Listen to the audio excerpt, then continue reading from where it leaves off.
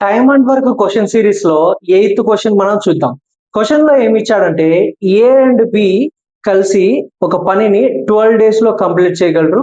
B and C వచ్చేసి 8 days లో, C and ఏ వచ్చేసి 6 డేస్ లో కంప్లీట్ చేయగలరు అనేసి క్వశ్చన్ ఇచ్చాడు.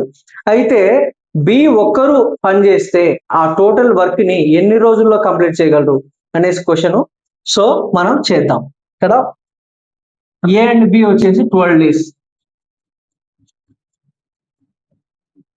ఓకే, ఇద్దరు కలిసి పనిచేశారు కాబట్టి ప్లస్ చేసుకుందాం 12. బి అండ్ సి వచ్చేసి 8 డేస్.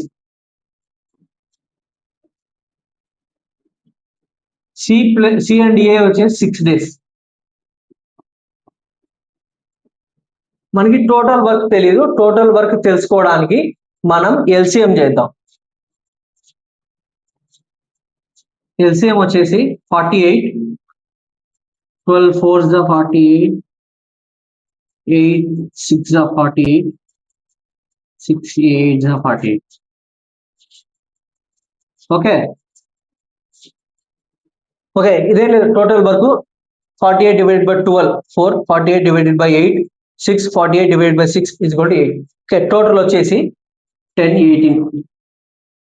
ఓకే, ఇవి యాడ్ చేద్దాం. ఓకే, ఇవి ఎఫిషియన్సీస్, వాళ్ళ కంబైన్డ్ ఎఫిషియన్సీ, ఇవి ఎఫిషియన్సీస్.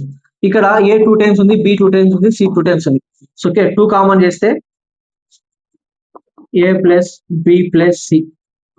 ఓకే, ఈ వాల్యూ 18 అన్నమాట. Okay, a plus b plus c is equal to 18.